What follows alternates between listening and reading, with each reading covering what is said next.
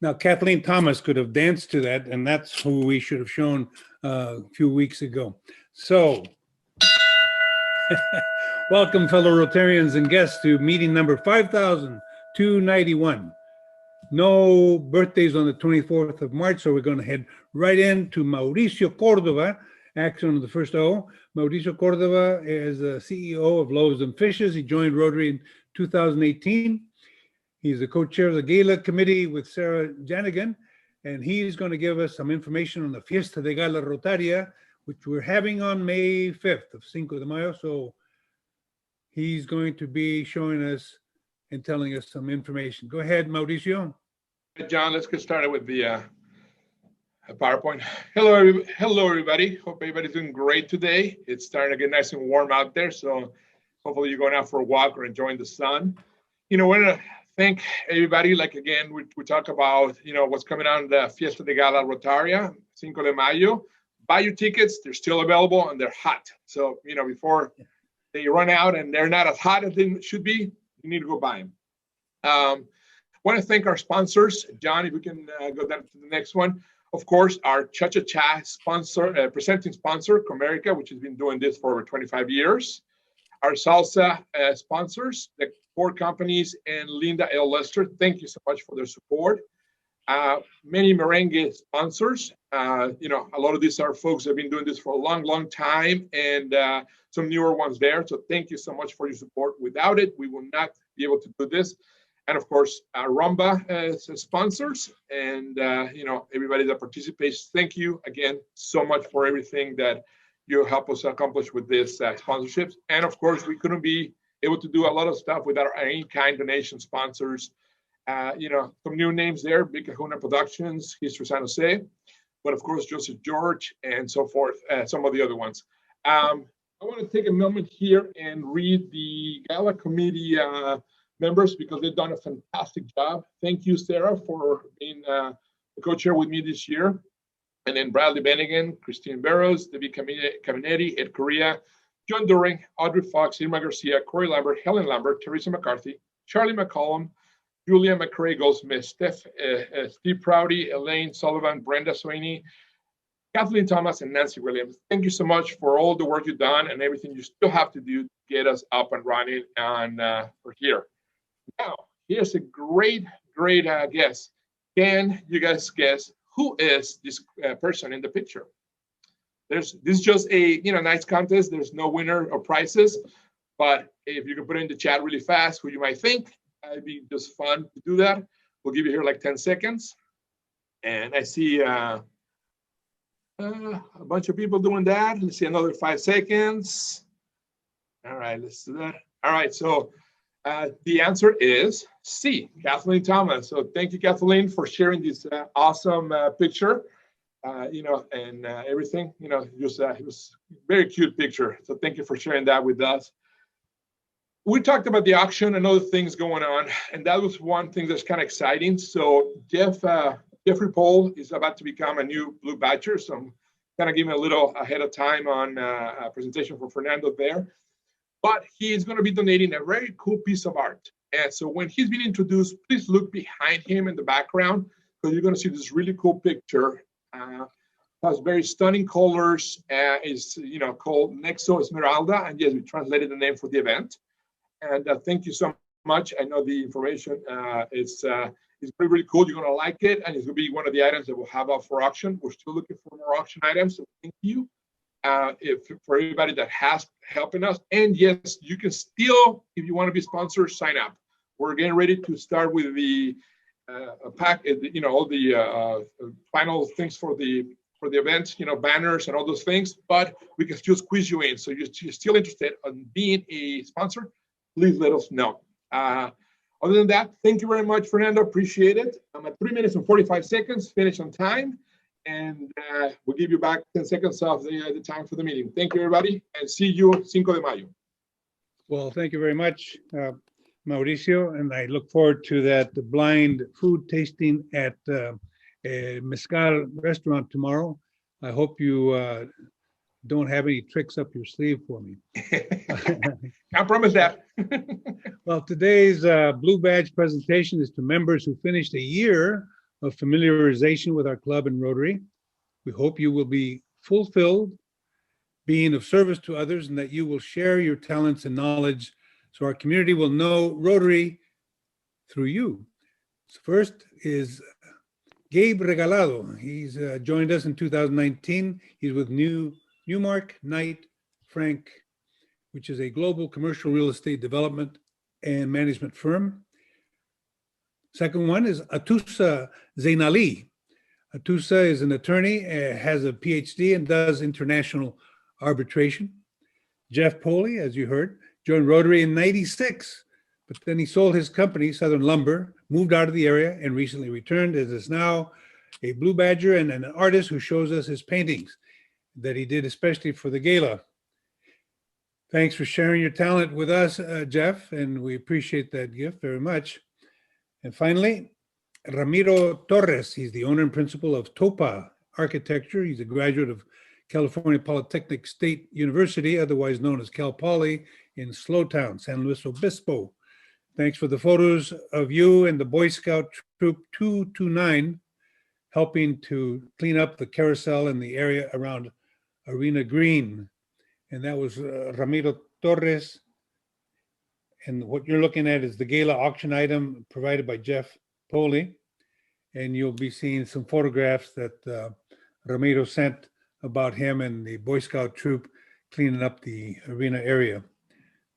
There they are.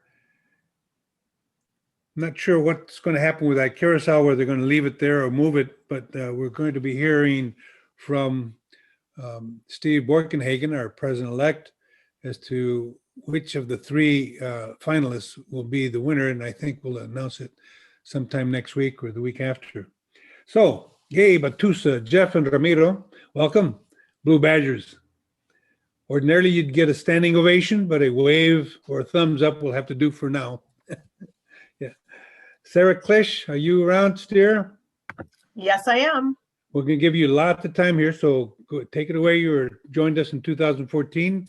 You're a planner with Ameriprise Financial, and you give us a update on the Club Foundation. Go ahead. I am. And John, if you could go ahead and give us the first slide, that would be great. So today I'm talking about a little known tool that really helps people who are 70 and a half and older. But if you're not yet that age, don't tune out because you know people who are that age. So it's a tax planning tool. And since this is tax planning season, I thought I would bring this to your attention. So qualified charitable distributions, otherwise known as QCDs, are an opportunity for those who are 70 and a half to be able to take money from their IRA and donate it directly to a 501c3. Now, why would that be interesting? Because instead of taking a distribution from your IRA, paying income tax on it, and then writing your charitable checks that go to your 501c3 organizations and taking a tax deduction, you can send the money directly from your IRA. Therefore, you do not realize it as income. You are not taxed on it. And the distribution, when you now reach 72, if you're getting that age, will count towards your required minimum distribution. So for those that understand this language because they live this every year, the IRS forces you to take money out of your IRA accounts, whether you need it or not. And I hear that all the time. I don't need it, Sarah. Well, it doesn't matter. You just have to take it out.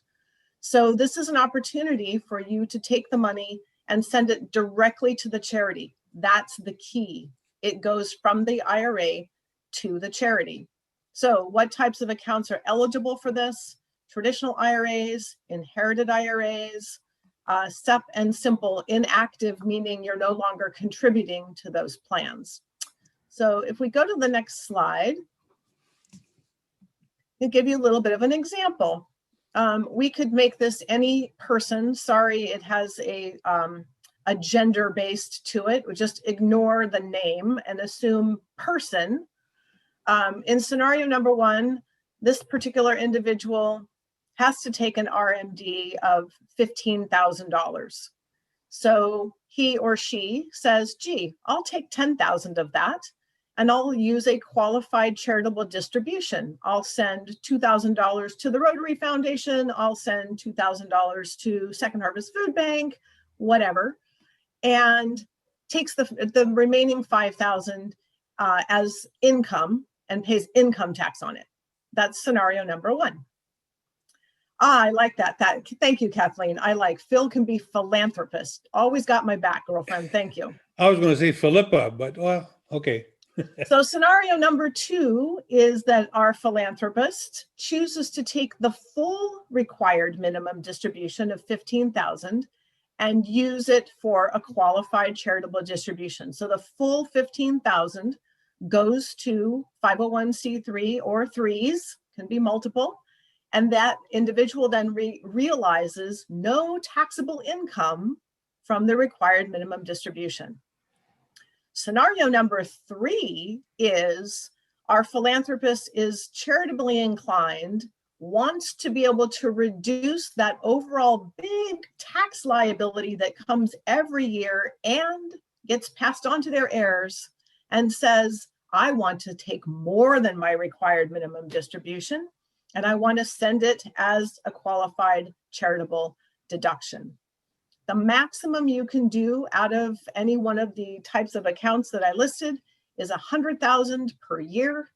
So for those that this is most impactful, myself, anybody else on the foundation, your financial advisor, your tax planner would all be happy to talk with you about how to use this tool effectively. And ideally, we would like you to use it as a tool to help build the foundation. So with that, I will say thank you and look forward to any questions offline.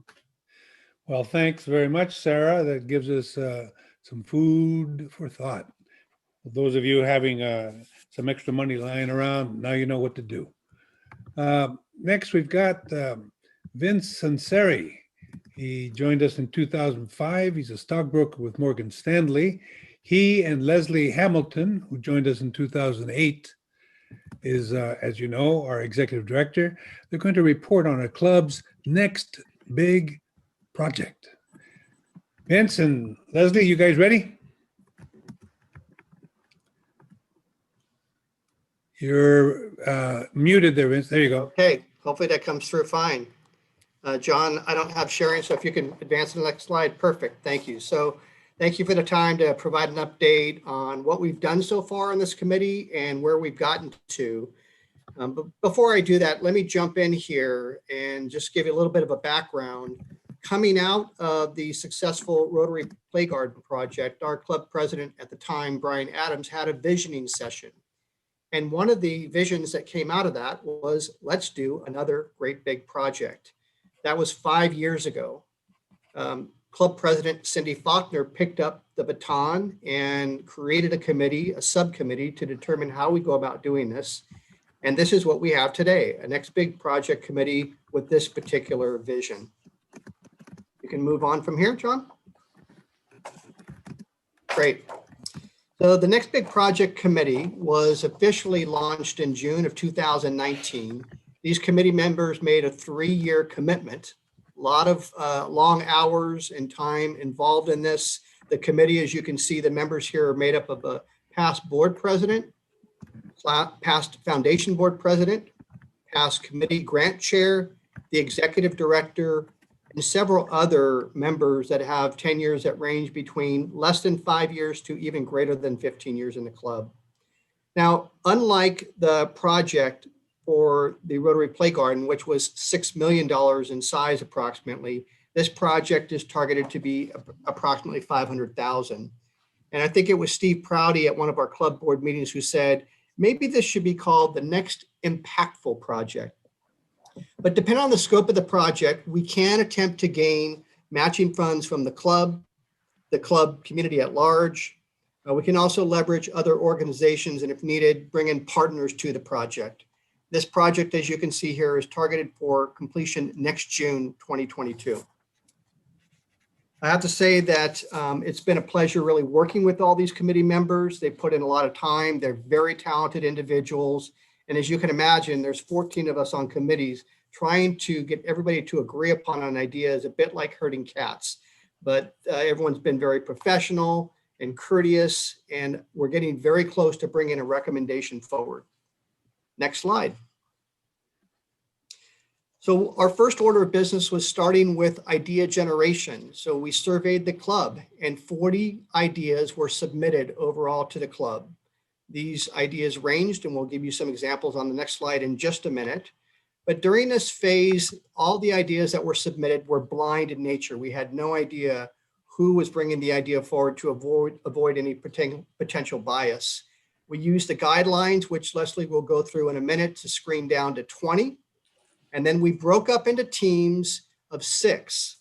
And at that point in time, we then combined with the individual who sponsored the ideas and other stakeholders and did our due diligence and presented each of those ideas to the committee. The next slide gives you an example of the type of ideas that were submitted. It ranges, if you look at it by category, from parks to housing to the environment to education. It was a whole host of ideas that we had to screen down. Let me turn it over to Leslie, and then I'll wrap it up if we have time. Thanks, Vince. And it really has been an amazing project, and we couldn't have found a better leader than Vince Nazari to facilitate and keep this process moving, particularly given the pandemic. So the initial screening, pass or fail, you can see the criteria on the screen. Rotary legacy, is it sustainable? Is it feasible in our timeline and funding? We wanted it to be less than $1 million. We wanted to be the lead partner and make sure that there was a naming and a branding opportunity. Next. Thank you. And so then scoring, you can see here, we were looking at impact and a number of criteria under impact. We were looking at marketability. It's going to be inspirational and exciting, create a sense of pride in our members, because we certainly got that from the Play Garden and we want to keep that moving forward. Operations, again, looking at fundability, feasibility, how many externalities can we get this done in our time frame. Community integration, looking at diversity, equity, and inclusion, making sure that we're really being mindful of community. And the next slide. And of course, as of last summer, we were dealing with the pandemic and then the social justice movement. And we took a little moment to really look at what we were doing, whether we wanted to pause and see how things were going to play out, whether we wanted to pivot and react to what we were living, or to stay the course. And I would point out that the committee charge was not to react to any need. It was to, again, create something new outside of community circumstance, basically. But we thought, given the extraordinary times we were living in, that we should take a look. And after a great discussion and people really engaged on this and gave very thoughtful feedback, we decided to stay the course. So I'll turn it back to Vince. Great. Thanks, Leslie. So what you could expect next is the next 30 to 60 days, our committee will be presenting to the club boards the idea that we are recommending for final approval. I have to say that it is unanimous coming out of our committee, which is very exciting. And if we get club board approval, then we will take it to the entire club for a vote as well, with obviously milestones to take place over the next year before we actually do ribbon cutting. So thank you for your time. Look forward to seeing everyone in person. Thank you, Vince. And members, I attended several of their meetings, maybe half a dozen of their meetings over time. And I can tell you, these were very dedicated individuals who gave a lot of time, a lot of effort individually, and a lot of passion to the projects that they were analyzing. And they've come out with 6, and now they have to come out with a recommendation. And I was very impressed. I thought these people are doing a very excellent job of vetting everything. And I know that we'll be proud with whatever it is that they come up with. So thanks very much, Vince and Leslie. Next, let's see. My announcement is our staff wants a gala attendance and vaccination poll. All responses are anonymous, so be ready to answer as to who's going to the gala and who is fully or will be fully vaccinated by May 5th, so that we can have a kind of a ballpark figure as to how to prepare for this event. So you got that poll ready there? There it is. Fill it out. Let me see. If you haven't signed up for the May 5th Fiesta de Gala Rotaria, please share the reason. I've got my ticket. Have you received the COVID-19 vaccine? All right. Yep, ready to go. Here Submit we it. go. All right. All right, and their answers are coming in. I'm going to give it a few more seconds. We're about almost at the halfway point of participants, so looking forward to getting a few more responses. Sound like somebody over at the racetrack, and he's coming around the corner. And And we're coming into the home stretch, and the chat function keeps popping up and blocking my control. So, all right, so 5 seconds, and then we're going to share the results. Any last participants coming in? All right, we're going to end the polling, and I'm going to share the results. And can you see? Let's see, we're going to scroll down a little bit.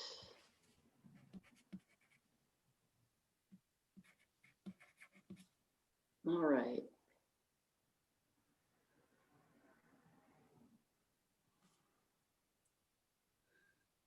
very interesting. Will you be providing that at some point to the members? It'll be, usually it's in the last one was in the bulletin. There we go. All right. Yeah, it's good. We've got 43% say they're going. 24 say, well, haven't gotten around to it yet. But some are waiting to see what's going to work out. Others have some other ideas. But 28% already have their tickets. So few are having some unfortunate financial problems, but that's to be expected. Thank you very much for this poll, Leslie, and for this will give us an idea, give the committee, the gala committee, something to go by. Next, we've got, let's see, I wanted to tell you about March 22nd. It was World Water Day. That's an annual UN observance that highlights the importance of fresh water. And I thought, yeah, only about 3% of Earth's water is in fact fresh water. And of that, only about 1.2% can be used as drinking water. And the rest of it is locked up in glaciers, ice caps, permafrost, or buried deep in the ground in aquifers. It's amazing to me, out of this planet, only 1.2% is available to us for water. So globally, we're facing increasing risks of water and shortages and water scarcity. Our human demands on water are expected to increase as the populations continue to grow and living standards of living rise. Living standards of living, yeah. At the same time, the water supply is vulnerable to our changing climate that Rod Dirion can tell you about, is making many wet areas wetter, many dry areas drier. It seems a contradiction, but that's what's going on. When our waters run dry, people can't get enough to drink, wash, irrigate, or our crops or feed our animals, with a resulting economic decline. That old folk song says, when you never miss your water till your well runs dry. Yeah. In addition, inadequate sanitation, a problem for 2.4 billion people in the world. It can lead to deadly diarrheal diseases, including cholera and typhoid fever and other waterborne diseases. So our water resources face a host of threats, all of which are caused primarily by our own human activity. And they include urban sprawl, sedimentation of streams and dams that builds up, and so the dams no longer hold as much water as before. Of course, there's pollution, climate change, deforestation, encroaching deserts, and other landscape changes. Yeah, we don't pay as much attention to the water fact as we should, given that it's a very limited supply, but I thought you should know that. Our International Services Committee is in fact working on two water projects. One is the Clean Water Project in Jordan. They are in the first phase of a 5-year Rotary Global Grant project to bring clean water to 500 schools in the Amman, Jordan area. The other clean water project is in Vietnam. The committee will fund and install 10 reverse osmosis ultraviolet water purification treatment systems at 10 schools in Vietnam in areas where water is contaminated. These will serve almost 5,000 students and 200 teachers and their school staff. And they get safe drinking water during the school days, and students can take 2 bottles of water home per day. Water properly treated for drinking will reduce the incidences of waterborne illnesses and improve the health conditions of the beneficiaries. This will also reduce the financial burden for low-income parents who now have to buy bottled water if they want to have drinkable water and not get sick. By the way, these programs are funded by your financial contributions to our club's foundation, so that I thought you'd like to know some of uses that we're putting our contributions to. So thank you, International Services Committee. And don't forget, next Wednesday is our fine opportunities. I've got to believe people out there that are listening have some good news that they would like to share with us. You can be generous, or you can be just sharing with us. We'll be happy to ring a bell any number of times that you want us to. But the idea here is to share your good news with us and let us know what's going on, to keep us involved, keep us interested. So now we've got a little bit of extra time, so let's go to Honorable Jim Towery. He joined us in 2017. He's a Santa Clara County Superior Court judge who will introduce our speakers. Judge, are you there? Yes, I am. Thank you, President Fernando. You bet. Before getting to the introduction, let me remind everybody, if you have questions for our speakers today, please put them into chat and we will get to them at the end of the presentation. I have the honor of producing our 3 presenters on Jeremy Puckett's journey to justice. Let me begin by introducing Jeremy Puckett. Jeremy was born and raised in Sacramento. As a very young father of 2 young children, he was arrested in 2001 and convicted in 2002 of murder and sentenced to life without the possibility of parole. For more than 10 years, mainly acting as his own lawyer, Jeremy filed briefs in state and federal court challenging his conviction and seeking to win his freedom. Jeremy is currently working at a cardboard manufacturing company in Sacramento, where he has been recently promoted to a quality assurance position. He is interrupting his first vacation in 20 years to virtually attend this meeting. Next, let me introduce Don Anders. Don is a retired deputy chief of the San Jose Police Department, one of the highest ranking positions in the department. Don served over 32 years in the police agency, rising to the basically the number 2 position in the office and being in charge of over 1/4 of all of the officers in San Jose Police Department. After Don retired from the San Jose Police Department, he started working as a consultant regarding wrongful conviction cases, and he played that role in cases arising from Chicago, Detroit, and Cleveland. And he was on the federal monitoring teams for the police departments in Oakland and Maricopa County, Arizona. Don is currently serving as a global security manager for Apple. And finally, at last but certainly not least, let me introduce Karen Senator Towery, who I hope needs no introduction in this group. Karen spent a 30-year career in the Santa Clara County District Attorney's Office. She first distinguished herself as a trial attorney, winning the office's Trial Attorney of the Year award. Then she went into management, leading the DA's office to one of the most enlightened prosecution offices in the country. Her final case before she retired was the prosecution of former county supervisor George Shirakawa. Following her retirement in 2013, her first action was to volunteer at the Northern California Innocence Project, which is a perfect segue to turn this over to Karen. Karen?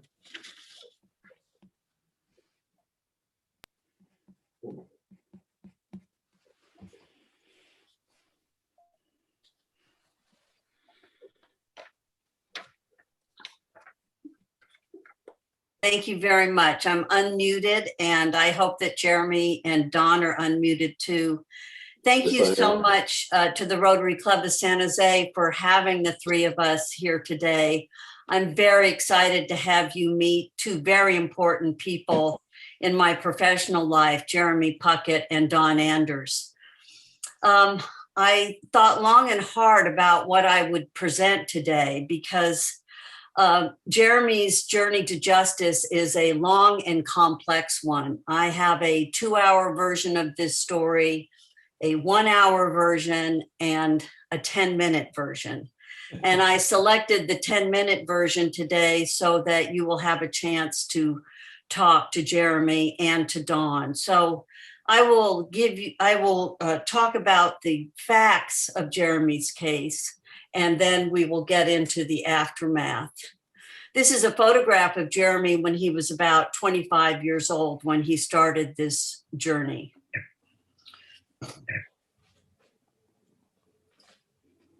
Now, in March 1998 in Sacramento County, a young man named Anthony Galati was found in a rural section of the county. It was to be his 19th birthday on March 14th, and he was discovered in a ditch off of White Rock Road with 2 bullets in his head. The investigation of that case was difficult. Investigators learned that on a Thursday night, Anthony had gone looking to purchase drugs and find a woman, and he hadn't been seen after that. But in reality, the case went cold, and Sacramento Sheriff's deputies didn't know how or why Anthony Galati had been murdered. The case was cold until 1999, when a man named Israel Sepp, there he is, was serving time in this institution, Dual Vocational Institute in California, for a firearms conviction that was totally unrelated to the Anthony Galati murder. And Israel Sepp called law enforcement in Sacramento and said, I know some facts about the Galati case. I have found religion and I have information. So detectives interviewed him 3 or 4 times, with Israel Sepp always telling a slightly different story. And this is the story he told. He talked about a March night in 1998 with an apartment in Rancho Cordova where there were 8 people coming and going. There were a man and a woman in the bathroom of this small apartment smoking crack cocaine. The man whose apartment it was in his bedroom. Sepp Israel implicated himself in these events and said he was there with the victim Galati. But what he also did is implicate Jeremy Puckett and a woman who was brought to the apartment. And Sepp said that he, Jeremy, and the woman took the victim from the apartment, and that Jeremy robbed the victim and shot him execution style in that rural area of Sacramento County. So there was a trial. Jeremy Puckett was charged with murder. And the government's case was pretty short, 3 days. Sepp told his story. The jury heard that he had a deal. Rather than himself, Sepp facing life without the possibility of parole, he got a deal for 9 years if he'd testify, and he did. He told that same story. And the man who was in the bedroom said that, I think I saw the back of Jeremy's head leading Anthony Galati out of the apartment. There was no physical evidence to connect Jeremy to this awful crime. And what the jury didn't hear from the defense was anything. Jeremy's attorney put on no evidence, although Jeremy had told his attorney, hey, I have an alibi for that night. And I have people who can testify as to where I was. And the defense attorney knew that Sepp had recanted his story and said, in fact, Jeremy had nothing to do with this, but the jury didn't hear that. And after deliberating for more hours than the actual trial took, they convicted Jeremy of this terrible crime. And he was then sentenced to life without the possibility of parole. So Jeremy, I'd like you to unmute, and I'd like you to say hi to this group, and please tell them what it was like in your life at this stage to have been arrested, prosecuted, and then sent off to prison. Hello, everybody. How you doing today? Can you hear me? Yes, we can. Yep. Okay. Yep. Welcome, Jeremy. Thank you. Thank you. Yeah, this is probably one of the most difficult times in my life, and just for them to even arrest me, it was shocking that they were even there to get me. And I remember at one point in time that I even asked the detectives if they had the right person, because there's just no possible way that it could be me. And they kept saying, yeah, it's you, yeah, it's you. I'm like, nah, it can't be me. And I remember sitting in my cell one day, I thought everything was just a dream. And I was like, oh, shit. I woke up that morning, I was like, oh, it's a dream, you know? But when I realized, I rolled over and I seen the whole cell, I was like, no, you're really here for something you didn't do. So it was difficult at best, you know, and then I'm trying to fight my case. I'm trying to deal with my lawyer who had everything going on, and fight with him about my alibi defense. And I'm going through trial and nothing's being done as far as my behalf. So that made things even harder. And once I was convicted, I blacked out. I remember one time I blacked out. I just heard, once I heard guilty, I didn't hear nothing else, you know. And it wasn't until my mother came and saw me a few days later, she told me everything that happened. In my mind, I just couldn't imagine that this was happening to me at this time. Like, there's no possible way. So it was hard to accept what was going on to me at this time. So leading up to all this, it's like you're living, it's like living a dream, but yet it's reality, you know? And it's like a nightmare at that, you know? So it was very, very hard to deal with this type of situation. And then you put me in prison, and that makes it even harder, because yet here I am in prison for something that I didn't do, you know? So it's like, how do you deal with being somewhere where you know you don't belong? Jeremy, when you were there, you got your GED, you had a lot of jobs, but one of the most remarkable things you did is for 10 years, you wrote your own petitions for freedom. You went through the state and federal courts, right, losing every step of the way. But right. How did you manage to do that? Determination, desperation, just it's something I had to do. I mean, I remember telling you at one point in time, there just through all the denials and going through dealing with the law librarians and everything, there were times where I just want to throw the towel in and like, I'm done. But I kept fighting and going through all that, you know, that's hard. It's very hard just to keep getting denied. It wears on you, not just emotionally or mentally, but even physically. It was just taking such a toll on me all the way around that it was crazy, you know. But I had to keep fighting. I had to keep doing what I was doing with limited sources, you know. And that was the hardest part of all, because there's only so much you can do while you're in prison. You know, you can go to law library all you want, and then matter of fact, you couldn't go all you want. You can only go a certain amount of time. So I mean, if I was on lockdown, there's nothing I can do. So it's something. Go ahead. No, go on. No, I was just basically saying is that time in that 10-year period plus was probably the hardest time of my time, you know, because it's like I said, it's so draining on you of what's going on, because you're so focused on this. And then as soon as you feel like, you know, a new law may come out, or you find some case law that may help you or fit you, and then you send it into court, and then all of a sudden you get that mail. And sometimes when you get that mail, you don't even want to open it, but you're scared to see what it says inside. Exactly.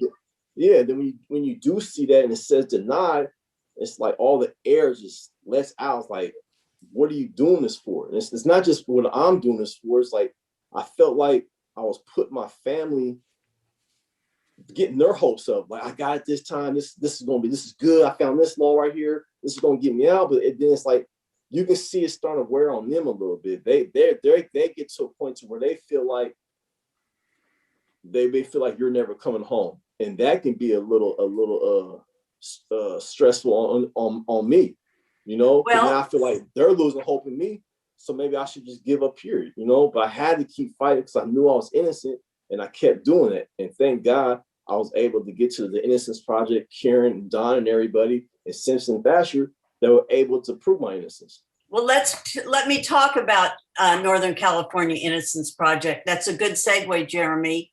Jeremy wrote a letter to the Northern California Innocence Project, which is a nonprofit clinic with the Santa Clara Law School, Santa Clara University Law School. And it was started by these two women, Cookie Rodolphe and Linda Starr, who has spoken to our club. And when I walked in the door at NCIP, the first case they gave me was Jeremy Puckett's case. And through the years, I've worked with students, private law firms, but I met Jeremy Puckett early on in 2014. And after that meeting, Rotarian Scott Seaman said, hey, Don Anders, who's retired from San Jose PD, would like to volunteer. And so really, Don and I were the first members of what I call Team Puckett. But if you ever met Jeremy, you'd know that he was the captain of the team at all times. And shortly after that, within a year, the prestigious international law firm of Simpson Thatcher offered their assistance to us. And it made a tremendous difference for Jeremy. But I would like Don to say a few words. And Don, could you tell us why you joined this effort? Hi, Karen. Thank you. Good afternoon to everybody. It's really a privilege to be here today. And Jeremy, fantastic to see you again. Glad you're doing really well, buddy. Yeah, Karen, I just found, in early 2014, I was in a position where I really wanted to dedicate some time to issues that were important to me and issues that I thought could very positively impact both individuals and our communities. And I reached out to Scott, and I knew he had a connection with NCIP, and so Scott offered to broker an introduction. When I first learned of Jeremy's case, this was a case that had no DNA evidence available. And in fact, there was no physical evidence available, as I'm sure we'll talk about later, and rested in large measure on police performance. And I just felt that the investigation of violent crime and being very familiar with police performance, this was my wheelhouse, and it was something that I thought I might be able to substantially contribute to. And as you did, Don, I'd like you to talk a little bit about the investigation that you and I did while Jeremy was in custody. Our listeners may not realize that we would have to make, by this time he was in Wasco State Prison, we'd have to drive 2 hours to see him. We had limited time when we were there. We'd get information or hints from him, and then we'd go out in the field. So could you describe just briefly a couple of the things we learned in our investigation, starting perhaps with this woman, Connie Goins? Absolutely, Karen. So when I started in April of 14, I knew nothing about this case whatsoever. I had a very brief conversation with you and Linda, and I had an opportunity to read the investigative file, the homicide investigative file from Sacramento County, and the court transcripts from Jeremy's trial. And when I got done reading the police report and the court transcripts, I got really scared, because I was stunned that a member of the community could be found guilty and sentenced to prison for the rest of their life based upon that investigation and what was presented at that trial. And so I just really felt motivated to advance collaborative efforts with you and many others. One of the first things we did was we visited Jeremy down at Wasco State Prison, which is just north of Bakersfield, and we visited Jeremy a number of times, and he was always very attentive, very genuine, contributed in any way possible he could to our follow-up and our investigation. Some of the things we learned very early on, we think about why would this individual that Karen talked about, Israel Sept, why did he suddenly come forward while he was in prison in Dual? And when I read the report, it was pretty clear to me. He had been in prison a short while, and by state law, he had to submit to a blood sample so that his DNA could be entered into a state database. And it was just a few short days afterwards that he decided to come forward. And it was my belief that, hey, there's a real possibility here that Israel Sept is concerned that his DNA is going to get entered in a database and he's going to be connected back to this homicide of Anthony Galati. And in fact, that turned out to be the case in statements that were later made to me. Some of the things that we see on the screen here that Karen talked about, on the top left there is just one fantastic human being. Goins is her last name, Connie Goins, and she is wonderful. Karen and I and an intern from Santa Clara School of Law made a trip to Sacramento, one of about 30 trips to Sacramento. And we sought out Connie because we had been told Connie might have some information about maybe a criminal situation that Jeremy's mom may have been a victim of. It really didn't relate directly to Jeremy's conviction. So we sought out Connie. We found her at her workplace. And during our conversation with Connie, we explained why we're there, and we had some questions about Jeremy's mom. And totally unsolicited, out of the blue, Connie makes a statement very similar to, Jeremy didn't do it. And we just looked at each other and she said, Jeremy didn't do it. The man that I was married to was at the scene of the initial robbery assault. And he says, Jeremy wasn't even there and Jeremy didn't do it. And for us, this was totally unexpected and just a huge surprise and a very key part of this investigation. Connie, we later presented this information to the Sacramento District Attorney's Office in June of 2016, and then Connie ultimately testified in 2020. Connie said that she had a history with substance abuse, and Connie had ultimately gone on to get a bachelor's degree, got a master's degree, and Connie is now working on her doctorate degree. And I just have the utmost of respect for Connie. The individual that Connie was married to is that individual you see under third-party culpability. This person, his first name is James. There were people who were interviewed by the sheriff's office who said that James was in the apartment the evening of the assault, robbery, murder. Yet the sheriff's office never interviewed James, which is really just investigation 101. You interview everybody who may have been present at the location contiguous to the crime. And we could find no information at all that convinced us that public safety had ever interviewed James. The gun on the right-hand side there, that's a .22 revolver model 89. Now, Karen had made an independent trip up to Sacramento, and Karen found an entirely separate file, completely separate from this homicide investigation. And in that file, there was a very short, kind of a very ambiguous report that represented that a search had been conducted in an apartment. That apartment is about a 4-minute walk from the apartment where the homicide had happened. and that police had conducted a search at this apartment about 11 months after the homicide, and they located this gun.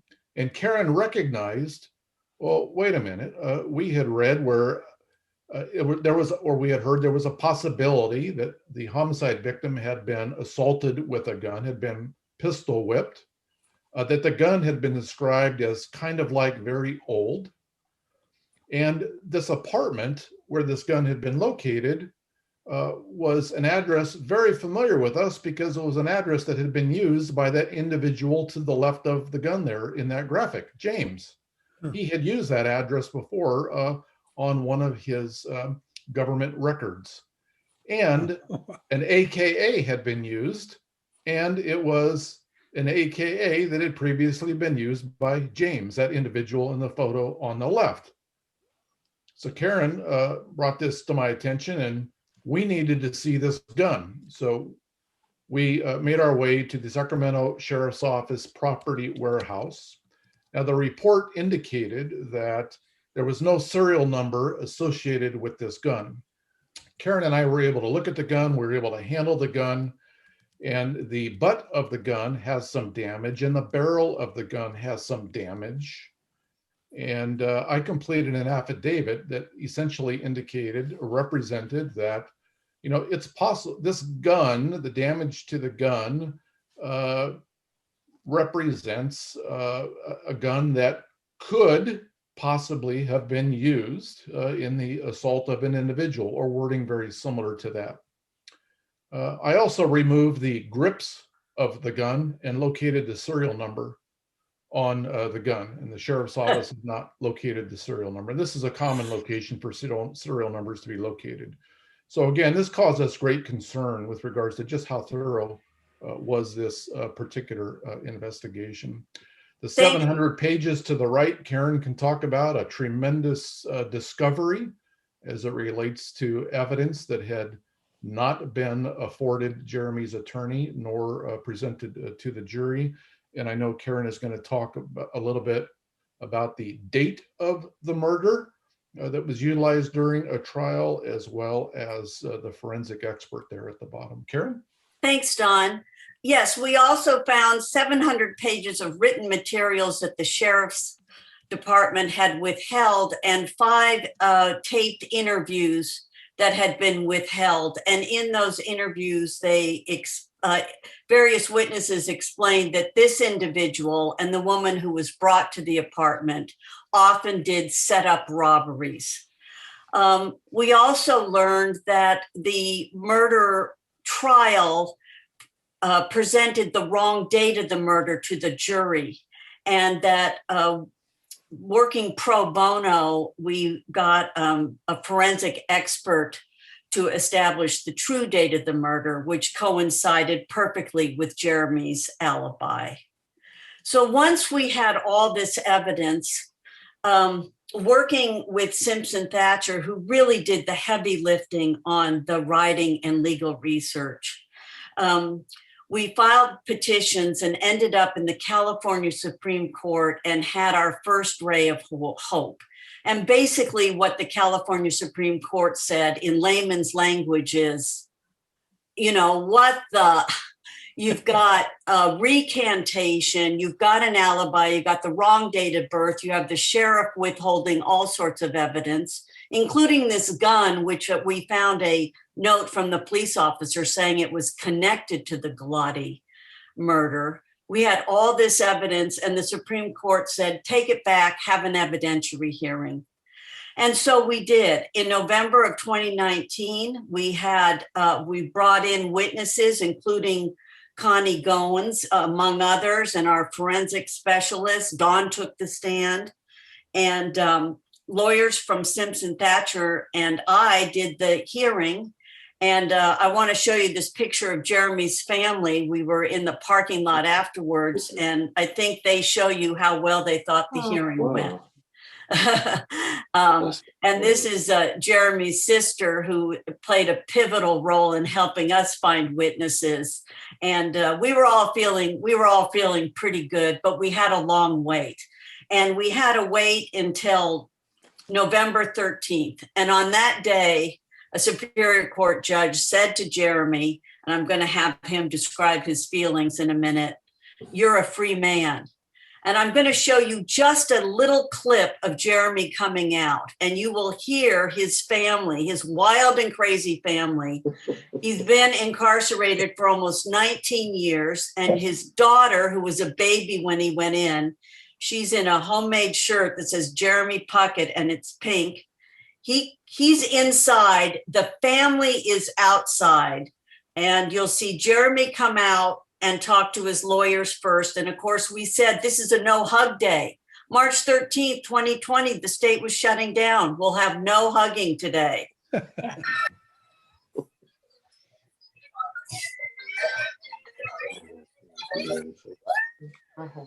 This? I was watching that. I never seen that. Not this part of it.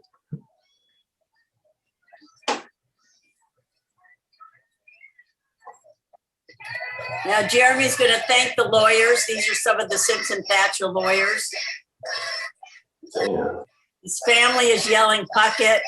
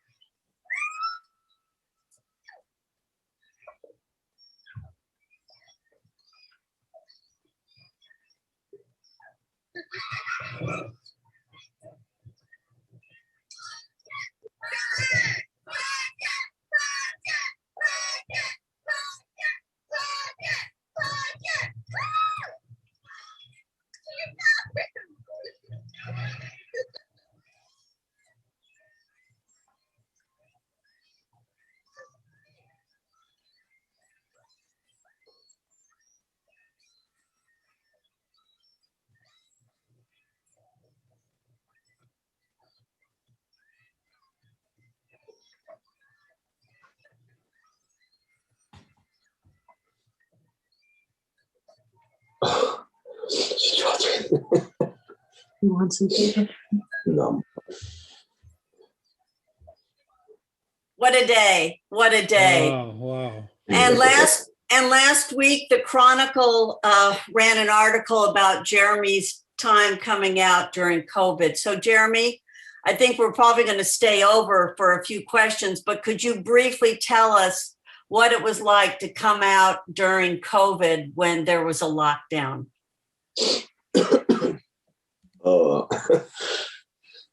Yeah, excuse me real quick. That was a day, wasn't it? It was such a day. Yeah, Jeremy's mother was there. I'm trying to hold just that whole little feeling just came back a little bit because yeah, that was a good day. You know, it might have been almost too much stimulation, you know, all the noise, all the excitement, and you can see what it meant to Jeremy's family. His mother was there, his father was there, his sister was there, his children were there. Yeah, it was like, you know, like I said, after all the denials, even with that crazy denial from that first Superior Court judge, I just didn't think that day would ever happen. Let me rephrase that. I thought the day would happen. I just didn't know when. And that day that it happened, you know, to come out and to see you and all the lawyers and to hear all my family in the background, you know, that was the most amazing day of my life. It was like I was basically being reborn again because I felt like I was dead sometimes, you know, and nobody knows what you go through, why you're incarcerated, and then you're incarcerated for something you never did, you know, so that makes it even harder. So to be able to come out to see that and see you guys and see my family, that was just great. Getting out to the lockdown, that was nothing. That was nothing, you know, because being locked up, being incarcerated, that's hard, you know, and it's hard because all the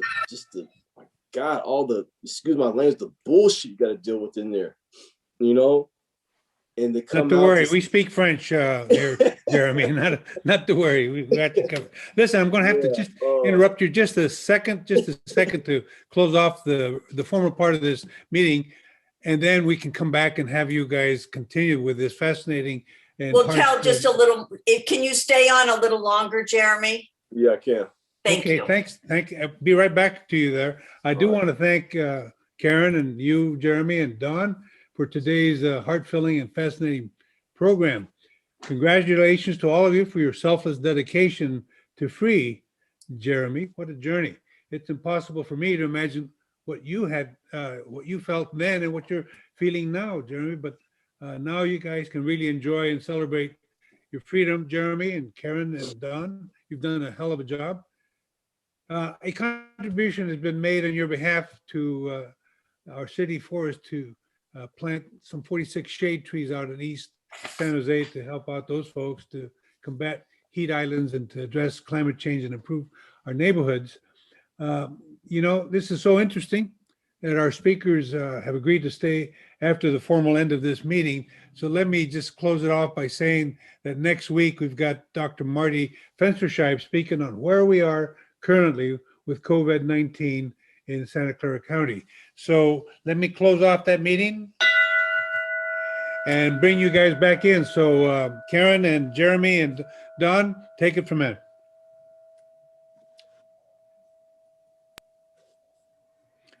Karen, Yeah. would you like me to proceed with some questions? Yeah, let me just say briefly that Jeremy's being modest because during the lockdown, he got a driver's license, he got a job, he got a car, and he's got a house. So Jeremy is extremely intelligent and resourceful. That was due to a lot of help, though. Yeah. A lot of help that a lot of that stuff was able to come through and happen for me, though. I mean, it'd be nice to say if I just did all my own, but there were a lot of people, including yourself, who, you know, not just helped me get things done, but were motivated me to get things done. Exactly the same thing with the organization called Exonerated Nation and After Innocence. They were able to help me to get those type of things done as far as the housing, the driver's license, you know, just Social Security, all that. So it was more than just me just being able to go out there and do that. There's a lot of people behind me that were able to make things a little bit easier for me to get those things done. And I think it's interesting that Exonerate Nation, which is a nonprofit helping those who've been exonerated, was started by an individual who was exonerated by the Northern California Innocence Project. So he's been very helpful to other exonerees. Just a little more of Jeremy's story. In January of this year, there was a hearing to determine Jeremy's factual innocence. And that was also successful. The judge said, not only has this case been reversed, but Jeremy never committed the crime. And you will see that these are two Simpson Thatcher lawyers, Buzz Fraun and Jordan Lamuth. Here I am, here's Jeremy and his cousin Teresa and Dawn. And the courthouse was quite empty that day. You can see Jeremy finally has a smile on his face there. But Jeremy, could you explain why this was so important to you to have the finding of factual innocence? I basically felt finally vindicated. It felt like, you know, I didn't have this black clouds hanging over my head no more because, you know, though my case was reversed, there was still that black cloud over my head feeling like the DA could just try to come snatch my freedom at any time. So just to have the fact that the judge was able to have the ruling of the factual innocence just vindicated me and made me feel that much better and that much safer to be out here, you know? So and that was a big moment. There's one last hearing we had this year, and that was in March. And that's when Jeremy went to the Victim Compensation Board, where there was a hearing. This hearing was online. And because Jeremy was found factually innocent, the state of California will be making an award to him for $140 a day for every day he was in prison. Now, that's certainly not enough to make up what happened to him, but are you going to quit working, Jeremy? No, no, absolutely not. Well, why don't you just tell us, in case we have some questions, what are the next steps for you, Jeremy?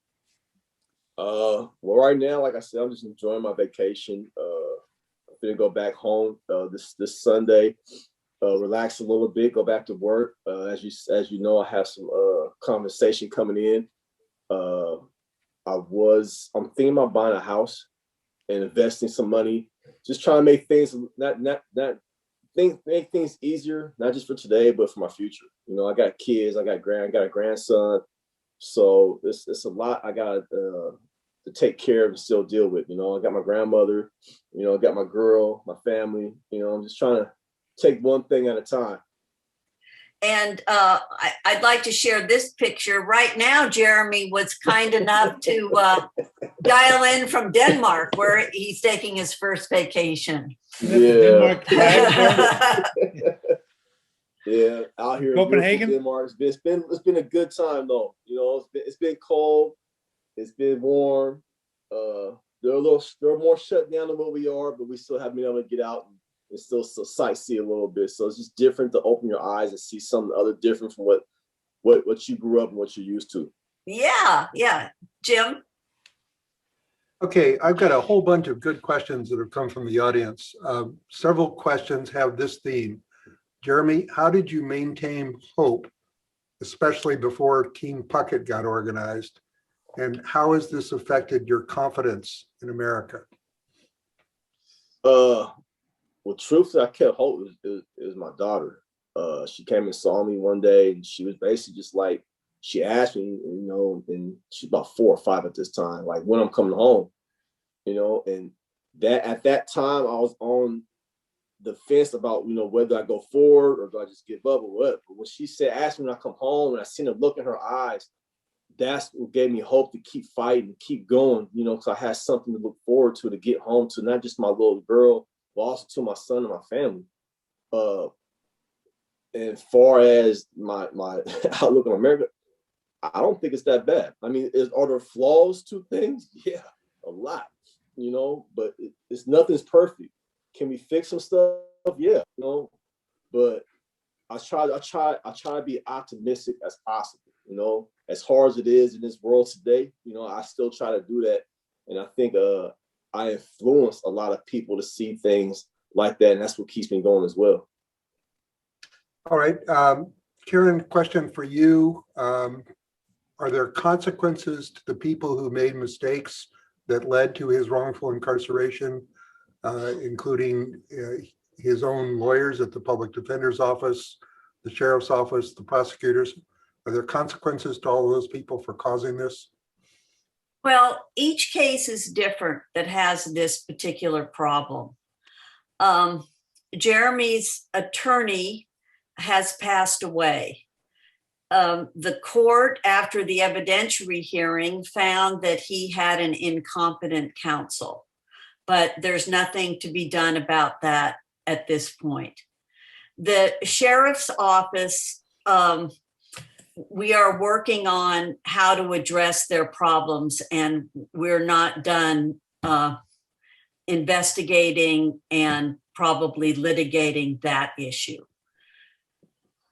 So the state has recognized their error, but the sheriff's department and DAs haven't been held responsible yet.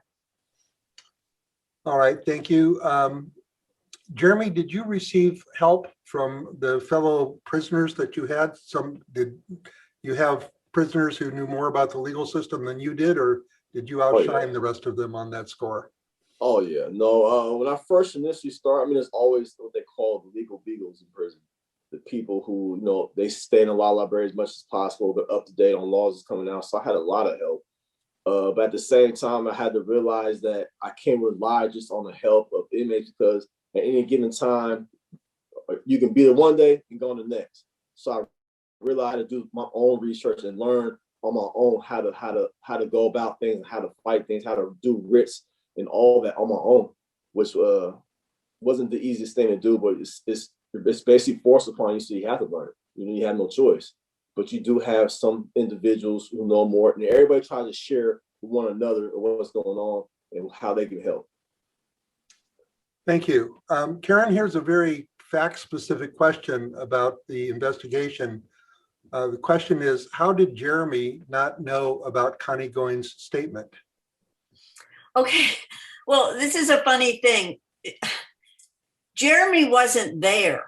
So what does he know about what happened? When you're not there, how does he know that other people said he wasn't there? I mean, so Connie Goins wasn't going around telling people that she had heard this. She assumed we were from the Innocence Project and we knew he was, she goes, I know he's innocent. It was just as Dawn described. So when you're innocent, you don't know the facts because you weren't at the scene of the murder. I hope that answers the question. All right, a follow-up question, Karen. Do you have a thought about what percentage of people who are convicted of serious crimes who are in fact not guilty? Well, I think it's a sliver, but if Linda Starr is still on, if she could unmute and answer that question, she might be. I saw Missy was on there too. I don't know the percentage, but I believe it's a sliver. How about you, Jeremy? What do you think? You lived with a bunch of people that were convicted. How many do you think were innocent? What percentage? It's slim. They're there, but like I said, it's hard. It's not something that people just they don't. A lot of people don't know about the Innocence Project. So if you don't know who to contact. The most you can do is try to find yourself, and then once they try to find themselves and they get denied, a lot of people give up. So I mean, I don't know the actual percentage, but I have ran into a few individuals who are going through the same thing I'm going through, and I just don't know if they're out or not yet. And they're go ahead. So I have this is Linda. This is a good. wonderful presentation, and it's wonderful to see you all and celebrate your fantastic work. The best estimate for how many people are wrongfully convicted is about 4%, and that's the most conservative estimate done by some professors at the University of Michigan. It's a hard number to calculate.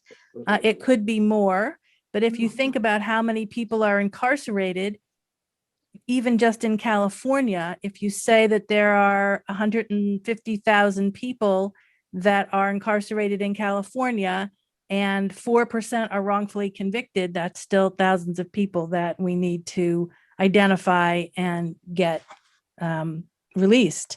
And I, if I may take the opportunity, several people have asked how to support your local Innocence Project.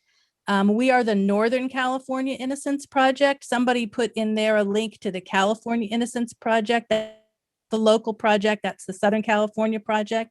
I'll put a link in the chat to the Northern California Innocence Project. Oh, I see Kelly already did. So thank you. I might add that it's probably made even more difficult because I don't believe that there are very many occasions when people who are in jail ever say that they're guilty. I'm sure that most people in jail will continue to say they're innocent, and that just makes it even more difficult to try. I think people, I don't agree with that. Oh, that's just my experience. All right, Karen, let me ask my final question, then I need to go. I'll turn it over to you for further questions. But someone has asked about the time and money spent in the process of getting Jeremy out of jail. Well, how much did Don Anders charge? How much did you charge? How much did everyone else charge? Okay, I charged nothing. Don Anders charged nothing. Judy Melnick, our professional doctor, charged nothing. There was Puckett Law Firm paid for all the transcriptions because they volunteered to do that. Simpson Thatcher did thousands of hours of writing and research. They have done that pro bono. So Jeremy says it best. He invested in this by buying a stamp and sending it to the Northern California Innocence Project. And they would reimburse me for my lunches and my gas money. And so it's very expensive to do this, but I was a volunteer attorney. Not all the attorneys at NCIP are volunteers, but in Jeremy's case, we all gave our time to him because we believed in him. Which I highly, highly, greatly appreciate. Without you guys, I wouldn't be sitting here with you guys right now, so I really thank everybody who was involved with my case. Everybody. Well, you've always been so grateful, Jeremy. At one point I wrote to him and I go, you don't have to start every letter to me thanking me. But it was, and I can't emphasize how Jeremy was the captain of our team. Our first meeting was very funny because he said, the prosecutors have the date wrong. And I thought, how could that be? How could the prosecutors have the date wrong? And he led us in the correct direction. So that was great. Really an amazing story. Yeah. So I think we've covered, most of the questions. Is there anything else you want to say, Jeremy? People are staying on to hear you, which is kind of unusual. Like I said, I just want to thank you and Don and Linda, everybody in the Innocence Project, Simpson and Thatcher, everybody who just helped. When I look back on things, I look at it as nothing but a miracle, a miracle from God, because the way everything just played out, it's like I went through everything. I mean, I went through all levels of appeals and got denied. And then, once you came and saw me, that was a big, big hope for me. Like, okay, things are maybe turn around. But even then, still, when you first initially came and saw me, you still have to do it on your own.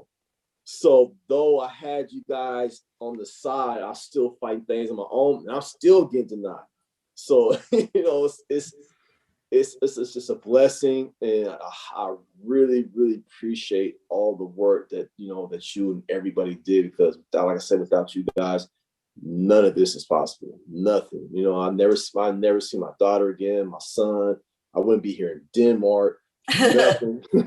Nothing would be possible without you guys and your help. So I really appreciate everything you guys have done for me. Well, I think we all enjoyed it a lot. Don, do you want to say anything in closing? Karen, this was a huge collaborative effort. A lot of people dedicated a tremendous amount of experience. Simpson, Thatcher, yourself, Linda, and the entire team. I mean, it just fantastic, but you're right. Jeremy was the captain of Team Puckett, and he kept us all going. We knew he was innocent, and it has reached a fantastic conclusion. And Jeremy, I got to tell you, buddy, it's really, really good to see you. You as well. You as well. You look good, man. You look real good to here, man. You should know that our district attorney, Jeff Rosen, tuned into your presentation, and he's very proud of the work that was done by Karen as an important part of the district attorney's office for so many years. Jay Boryarski was on. So a lot of the people are really rooting for them and for you and success of this Innocence Project. So Jeremy, go out there and check out where the Little Mermaid is situated and take a couple of shots. Will you? Already been there. All right. Is that it, Karen? I think that's it. And thank you everyone for listening to Jeremy's story. I'm so glad you got to meet him. And Jeremy, have safe travels home. Don, thanks for taking time out of your day. And thank you, Karen, right. for bringing this whole Bye-bye. program to us. Thank you very much. Thank you. All right. Bye-bye. Bye. Thank you.